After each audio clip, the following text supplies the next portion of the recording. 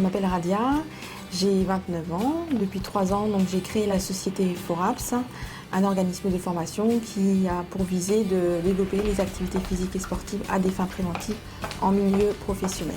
Bonjour, mademoiselle Maïdine, société Foraps. Pour éviter le mal de dos ou des douleurs au niveau des articulations à cause de gestes répétitifs ou de manutention de charges lourdes, par exemple.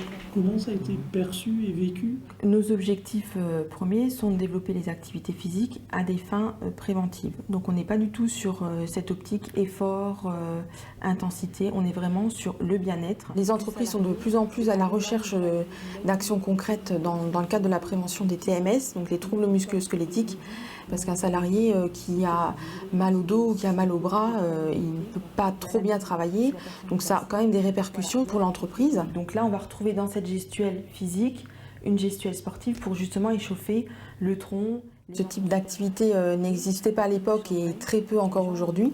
Donc difficulté à trouver des informations sur des concurrents potentiels ou quels tarifs proposer aux entreprises. C'est personnalisé en fonction des gens sur les postes. Donc quand on travaille dans un domaine particulier, il ne faut pas hésiter à passer des heures à chercher une info, un retour d'expérience d'une entreprise qui a mis en place un projet de prévention.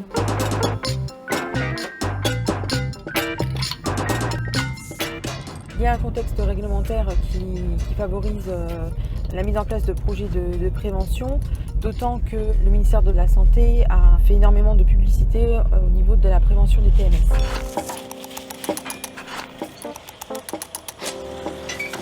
Comme je travaille seule, j'ai l'avantage de pouvoir domicilier mon entreprise chez moi. Là, on est sur de la prestation de service, une offre nouvelle qui n'est pas connue sur le terrain. Donc, c'est difficile là d'aller chercher vraiment le client avec lequel on pourra travailler dans 6 mois.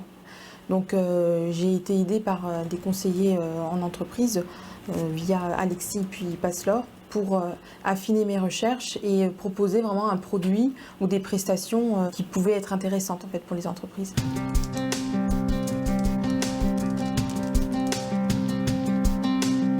Alors avant tout, il faut être méthodique. Donc on a des outils quand même assez développés, donc surtout avec Internet, par exemple Compass, les pages jaunes ou la CCI Moselle, où on a toute une liste d'entreprises. Sur le site de la CCI Moselle, je fais une recherche en sélectionnant en fait, les entreprises par leur taille et par leur catégorie socio-professionnelle. Donc sachant que dans le cadre de la prévention des TMS, il y a des professions qui sont plus à risque que d'autres. Des conditions de travail avec par exemple les vibrations, le froid, l'humidité. Et puis après, c'est beaucoup de recherches sur le terrain, de la prospection téléphonique. Est-ce que vous pourriez me mettre en relation avec une personne qui s'occupe de l'hygiène et de la sécurité, s'il vous plaît? Il faut se créer des outils, savoir qui est-ce qu'on va appeler à tel moment. On a un organisme de formation qui propose l'activité physique et sportive comme moyen de prévention. C'est de la méthode et de l'organisation. Il ne faut pas hésiter à prendre un papier, écrire le nom des entreprises qu'on a sélectionnées. Alors ça va être par exemple la région Messine, des entreprises de plus de 200 salariés dans par exemple l'activité agroalimentaire. Donc j'ai fait telle entreprise, telle entreprise, telle entreprise. Et la première m'a répondu non, ils ne sont pas du tout intéressés. Donc là on zappe, on ne perd pas de temps, on passe à la seconde. Quand on recherche l'entreprise, il faut sélectionner une zone de chalandise peut-être la plus proche possible et puis ensuite étaler au fur et à mesure des mois de prospection sur une zone plus grande. Moi, je suis encore au jour d'aujourd'hui en train de faire de la prospection téléphonique, en train d'affiner toujours mon étude de marché. Au fur et à mesure des appels téléphoniques, on me donne des informations.